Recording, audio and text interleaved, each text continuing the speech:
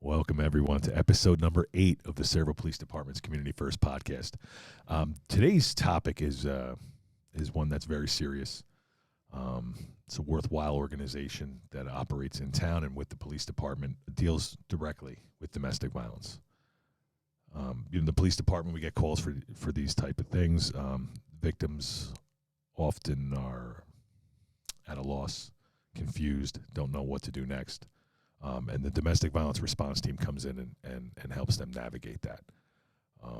It's a completely volunteer organization that comes in all hours of the night to really help these people. It's a group of people that are just doing exceptional work for no pay, just to help this community. And that's what we try to highlight on this podcast, is to let people know how people in Sayreville and these organizations are special and represent them. So I guess without further ado, let me introduce you to our guest today. It's Lori Sladek Olson. How you doing? And Joanne Macera Pepitone. Hi. Thank you for coming today. Thank you for having us. I guess let's get right into it. Why did you want to get involved in this organization? Somewhere you're getting called out of bed in the middle of the night to come help people. Explain to the people of Sayreville why you chose to do that. A long time ago, I knew somebody who was a victim of domestic violence, and I was really shocked and disappointed in the limited resources that were available to them, and it bothered me. Over time, the laws changed, resources became more plentiful, and I was looking to give back to the community, and I thought that this was a fantastic use of my time. That's very admirable. Joanne, how about you? Well, 8 years ago, I lost my sister to domestic violence, and we as a family had no idea that there was resources. We actually had no idea she was involved in a domestic violence relationship. Hers was more emotional and psychological abuse, so she actually had no idea that there was like resources out there that could have helped her. And after her passing, that was when I was like, I needed to be more of a voice, more, get out there and start helping. And when I saw that there was openings for the team, I was like, what a better way to give back and make sure another family doesn't have to go through what we went through. Well, I'm very sorry for your loss, and I thank you for talking about that. I'm sure it's not easy to do, especially in front of the entire community. I have a loud voice, so and I have no problem talking about it. If it helps one more person, and another family doesn't have to go through what we went through, I don't want her or any victim to ever feel like they are just a victim and their stories will never be heard, because they should keep, we should keep telling their stories so that more people come forward and, seek out for help. I think that's what we're trying to do today, is really let people know that this even exists. I'm sure people have seen in the town, we have some billboards up. They've been up for a while. They've recently been revamped because we are currently looking for membership. We're looking for more volunteers to help out. How many people do you have on the team right now? Unfortunately, we're down to only 8. 8 people that are handling every call. Yes. Every call, and unfortunately, some calls are going unanswered because we just don't have the manpower we need. Okay. In the ideal world, we'd like to be at around 17, 18 people on the team. Okay. Oh, so we're looking to nearly triple what we have. Okay. Well, listen, I think the people of Sayreville, everywhere I go when we do community outreach stuff, people are looking to get involved, right? And I think there's no better way to get involved in doing something like that. And we have volunteer organizations, fire department, EMS, things like that in town. But to really get down to help people, Yes. to make an impact in someone's life, potentially save someone's life. I don't think there's a better thing to get involved in.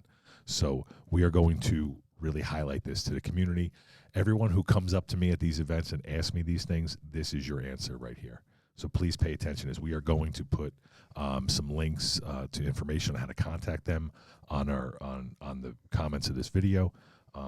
You could reach out to the Sayreville Domestic Violence Response Team at gmail.com, SayrevilleDVRT at gmail.com. We'll put that right there. And then our phone number is 732-525-5414. Right, that's how you can get involved. Reach out. They'll describe exactly what you need to do. But so we know membership right now is an all-time importance. Yes. Right. So we do have a new billboard up in town that we did to let people know, and we are doing this today to let you know. Right. We need some help. What can a member, somebody who wants to sign up, what can they expect? Generally, we ask that they submit an email to our email. It just makes it so much easier for me to track through the recruitment process. So they'll send in an email expressing interest. I have a standard form letter I send out that says, hey, here's who we are, here's what we do, here's how you can help, here's the requirements for the team. They review that information, and we go back and forth with any questions they have, and at that point, they're asked if they want to submit an application. Okay. Assuming they want the application, they'll return that to us. It'll be turned over to let me try Officer speaking Teeter? English. Yes, it'll go over to Officer Teeter to do a background check. Charlie Teeter. Hey, Charlie. Once the background check is complete, we'll bring them in for an interview and make sure that they're really comfortable with the concept and understand that we are really a crisis intervention team. We do not maintain contact with the victims after the initial incident. We're here to provide assistance at the time of crisis, Okay. or sometimes we have people who walk in and just say, hey, I have some questions, I need some assistance, I need some information, and we'll certainly set aside time to work with those people as well. And community outreach is a big part of what we do to try and build awareness, so more people in town are aware of who we are, what we do, and that we're available 24/7 at absolutely no cost. 24/7 at no cost. If I were to volunteer for this, what kind of, how much of my life would I be dedicating to it? How much time? If you had 17 people, ideally. The initial I mean, how do you cover the days, and how does that work? The initial training is a little hectic. We have to do 40-plus hours of classroom training, and that's mandated by the state of New Jersey. Okay. So the training happens twice a year. That 40 hours of classroom training, or 40 hours plus, is condensed into about 5 weeks. It happens in the evenings and Saturdays. Once you complete that initial training, we ask that you make yourself available pretty much 1 day a week. So four shifts a month is what we're looking at. The shifts run 6 p.m. to 6 a.m. or 6 a.m. to 6 p.m. Okay. It is on call only. You are free to live your life. The only thing we ask is that when you are on call, that you keep yourself local so that you can report to the police department in about a 20-minute window to be able to assist those victims. Okay. We do meet once a month, so the monthly meetings are kind of mandatory just so everybody can stay up to date on what's happening with the team, what's new, what's changing. We can discuss any calls. Sometimes we have members who have calls that are really emotional distressing, and they need to unpack that. So sometimes they'll call me the day after for a debrief, and other times we just kind of hash the call out at the upcoming meeting. It's really what the team member's comfortable doing. Okay. So we're talking basically 4 shifts a month. 12 hours a shift of being on call. Yes, sir. So there's potential that you could go all month and actually not have a call. That is Exactly. correct. Right. Okay. But ultimately you're looking at about 48 hours a month, of obligated time. Yep.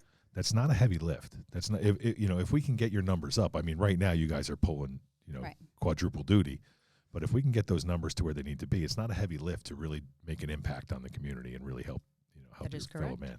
Absolutely. So I can't And imagine I think a if better we way to had do more it. members too, we would have more people that do come in, be able to know that they can talk to somebody, knowing that somebody's on call and Sure. will come out and talk to us. Because I think if they don't know, or if somebody calls and nobody's going to be able to go to them, they're not willing to wait or come back. I mean, we do see that a lot when Yeah. when we get the call. We bring people in, and then it's, well, how long is this going to take? Right. Because they're trying to get their life back together a little bit, because it is a chaotic time for anyone when you're Absolutely. the victim of that. Mhm. So, listen, I just want to thank you guys for doing what you do, and I am going to impress and implore everyone of Sayreville. I know how many good people there are out there. I run into them on the daily. They're always reaching out. They always want to know how to help. This is how you can help. So please, if you're inclined to do that, please reach out. SayrevilleDVRT@gmail.com, 732-525-5414. Thank you, ladies, for coming in. Thank you. And Thank you. come on, Sayreville, let's get it together and let's help out. All right? And just remember, you are the reason that this community is special. Thanks for watching.